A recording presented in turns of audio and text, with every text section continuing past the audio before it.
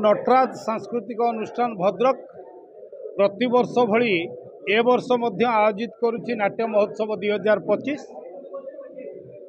भद्रक नाट्य महोत्सव को सरस सुंदर करने सफल करने एवं भद्रक नाट्य परंपरा को आहरी उज्जीवित करने नटराज सांस्कृतिक अनुष्ठान ओडिशार जो माने जो नाट्य संस्था माने भल भल नाटक जातीय स्तर रे अंतर्जातीय स्तर रे प्रदर्शित करुछंती सेही भली नाट्य संस्था मानकु भद्रक को आनीची निमंत्रण करिछि।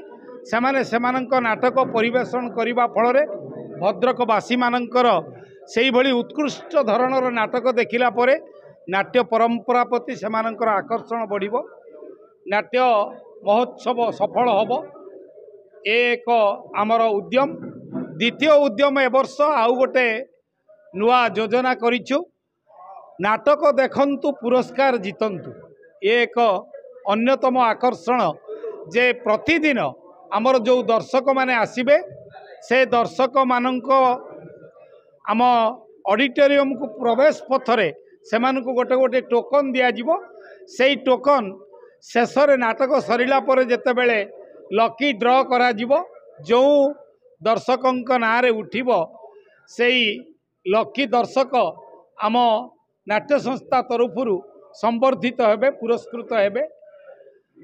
एई भली भाबरे विभिन्न योजना रखिछु एवं प्रतिदिन आमर ओडिशार मान्यगण्य व्यक्ति मानकु नाट्य प्रतिभा मानकु संबर्धित करिबा, नाट्य उत्सव रे जो मान्यगण्य व्यक्ति मानकु अतिथि भाव में आनी भद्रकर नाट्य परंपरा केमिति विकसित हम अतिथि मानकु मध्य से संपर्क में आम अवगत करेबू, निवेदन करेबू। यही भाव में योजना सब रख मु शिवप्रसाद महांती नटराज नाट्य अनुष्ठान उपसभापति। एथर आमर जो 22तम वार्षिक उत्सव नहीं कि आम जो नाट्य महोत्सव करूँ 2025 से आम 13 तारीख रु आरंभ ही 13 फेब्रुआरी 14 फेब्रुआरी 15 फेब्रुआरी और 16 फेब्रुआरी आम उद्यापन करूँ। एथर प्रथम दिन नटराज तार नाटक एटी सब भूल मंचस्थ कर, द्वितीय दिन रे राउरकेलार रंगमंच नाट्य संस्था कर जीवन जेमिति एवं तृतीय दिन रे बालेश्वर नायिका नाट्य संस्था कर लक्ष्मण रेखा एवं उद्यापनी उत्सव रे भुवनेश्वर मनन नाट्य संस्था कर आस्था नाटक परिवेषण कर। आमर उद्देश्य आम 35 वर्ष है नटराज नाट्य अनुष्ठान निजे नाटक करुच्ची केमिति कला नाटक कला बंची रहिबो सेतिपई आप्राण उद्यम जारी रखिछि। विगत 5 वर्ष है बड़ कामटी हाथ को नहीं जे ओडिशार कोण अनुकोण रे नाटक किपरि होउची, नाटक केते आगकू गलानी, आम भद्रकिया दर्शक भद्रकिया नाट्य प्राण दर्शक ताकू देखिकी उपलब्धि करंतु, आनंद नियंतु, उपभोग करंतु। एइटा आमे चाहूचु। सेतिपई आमे बाहरु एकदम बड़ बड़ नाट्य संस्था तांकर जो पुरस्कृत नाटक गुड़िक जो नाटक की दिल्ली स्तर रे अंतर्जातीय स्तर रे मध्य पुरस्कृत से भली नाटक मध्य आनिक आमे भद्रकिया पाखरे परिवेशित करूचु।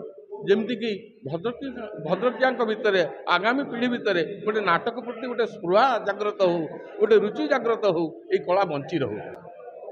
नाटक देखंतु, नाटक ही प्रथम मीडियम थिला जो द्वारा कि समाज को गोटे दिया जाय पारुथला मेसेज। आमे सेमिति एइथर आम नाटक रे आमे मेसेज दवा पई चाहिचु जे देखंतु दलीय राजनीति रे आम नाटक माध्यम रे आमे मेसेज दउचु दलीय राजनीति रे पसी आपण सामाजिक मूल्यबोध को भूली न जानतु, परिवार को देखंतु, समाज को देखंतु, समाज रो भल मंद को बुझंतु।